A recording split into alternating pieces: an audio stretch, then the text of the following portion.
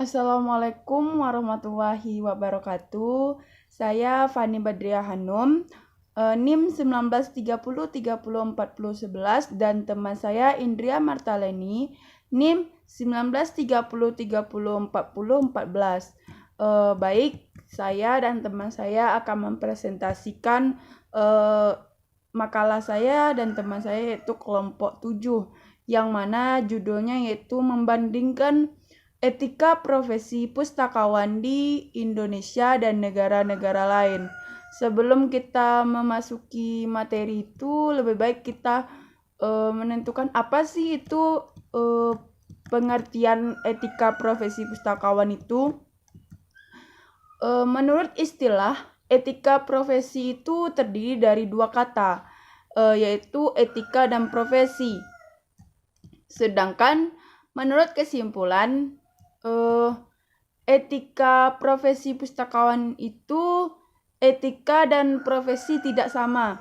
Akan tetapi, profesi pustakawan merupakan suatu pekerjaan yang dilandasi dengan pendidikan, keahlian, di mana pustakawan dituntut baik buruknya atau perilakunya dalam melayani di perpustakaan itu.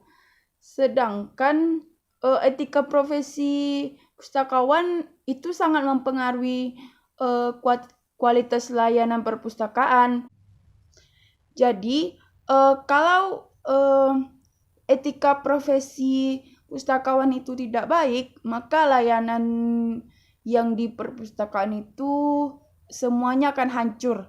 Karena layanan pustakawan dimulai dari etikanya, bagaimana etika seorang pustakawan tersebut. Baik, selanjutnya apa sih macam-macam etika yang dapat saya ketahui? Etika itu dibagi menjadi dua, yaitu ada etika umum dan etika khusus. Kalau etika umum itu ialah ia membahas tentang kondisi-kondisi dasar bagaimana manusia itu bertindak secara etis. Etika inilah yang dijadikan dasar pegangan manusia untuk bertindak dan digunakan sebagai tolak ukur penilaian baik buruknya suatu tindakan.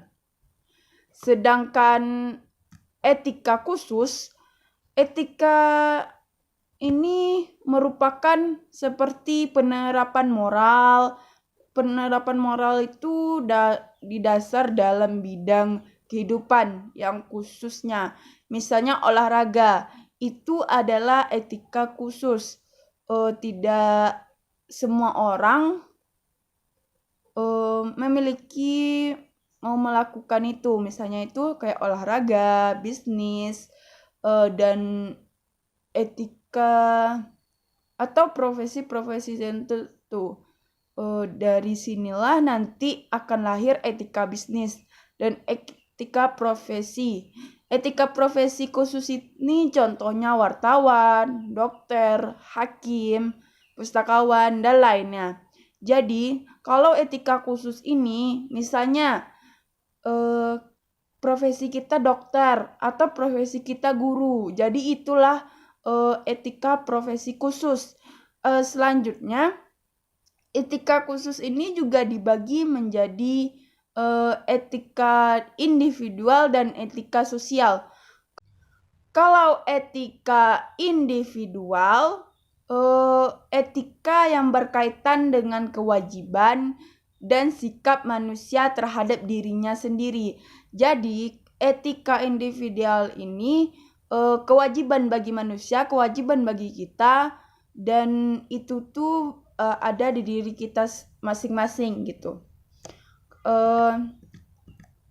Ada misalnya kita memelihara kesehatan dan kesucian, atau memelihara kerapian, kamar, tempat tinggal, atau ruangan gitu.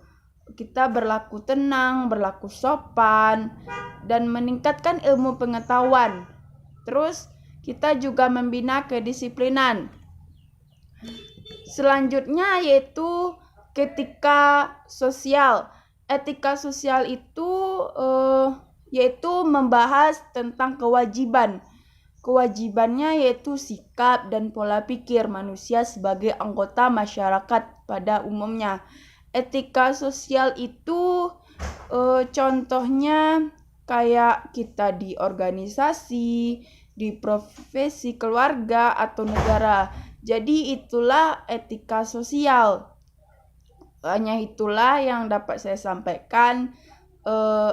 Saya lanjutkan kepada teman saya. Dipersilakan kepada Indria Martaleni. Terima kasih. Assalamualaikum warahmatullahi wabarakatuh. Saya akan melanjutkan pembahasan dari rekan saya Fani tadi. Yang berikutnya itu kode etik pustakawan. Kode etik dilihat dari segi kata atau etimologi terdiri dari dua kata, yaitu kode dan etik.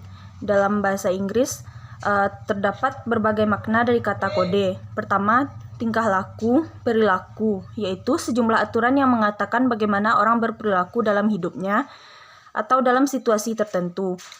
Kedua, pengaturan atas undang-undang tertulis yang harus diakui. Dapat disimpulkan bahwa kode etik seperangkat standar aturan tingkah laku yang berupa norma-norma yang dibuat oleh organisasi yang diharapkan dapat menuntun anggotanya dalam menjalankan peran dan tugas profesinya dalam masyarakat.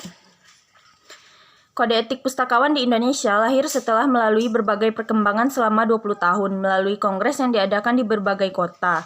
Menurut Robert Deacon dalam Chanter, manfaat kode etik yaitu kode etik menjadi tempat perlindungan bagi anggotanya manakala berhadapan dengan pesaingnya yang tidak sehat dan tidak jujur dan dalam mengembangkan profesi yang sesuai dengan cita-cita dan rasa keadilan masyarakat.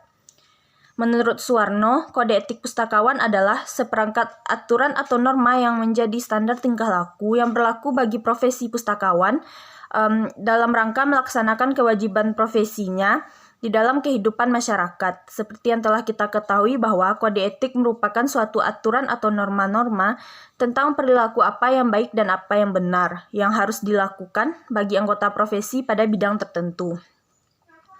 Dan kalau dihubungkan dengan profesi pustakawan, maka kode etik pustakawan adalah serangkaian aturan atau norma-norma tentang tingkah laku yang dirumuskan secara tertulis, yang kemudian menjadi sebagian pedoman dan aturan dalam bekerja secara profesional oleh para pustakawan. Perbandingan etika profesi kepustakawanan di Indonesia dengan negara-negara lain, yang pertama di Indonesia, kode etik pustakawannya mempunyai tujuan yaitunya membina dan membentuk karakter pustakawan, mengawasi tingkah laku pustakawan dan sarana kontrol sosial, mencegah timbulnya kesalahpahaman dan konflik antar sesama anggota dan antara anggota dengan masyarakat, membutuhkan kepercayaan masyarakat pada perpustakaan dan mengangkat citra pustakawan. Sedangkan di negara-negara lain, contohnya saja di negara Inggris, kode etik pustakawan mempunyai tujuan yaitunya mendorong para pustakawan untuk bertingkah laku secara profesional dalam bidang perpustakaan yang dipandang salah oleh teman sejawat dalam profesi. Menuntun anggota mereka tidak memilih perilaku yang mungkin secara serius berprasangka terhadap kedudukan dan reputasi profesi atau asosiasi pustakawan. Yang berikutnya, tugas utama anggota adalah melayani pelanggan atau pemustaka. Anggota harus memberikan kemampuan mereka yang terbaik dalam kewajiban kontrak yang harus dibayar kepada yang mempekerjakannya. Anggota tidak boleh dengan sengaja menyajikan bahan pustaka yang mendorong terjadinya diskriminasi atau ras, warna kulit, kepercayaan atau jenis kelamin. Baiklah, hanya itu yang dapat kelompok kami sampaikan. Assalamualaikum warahmatullahi wabarakatuh.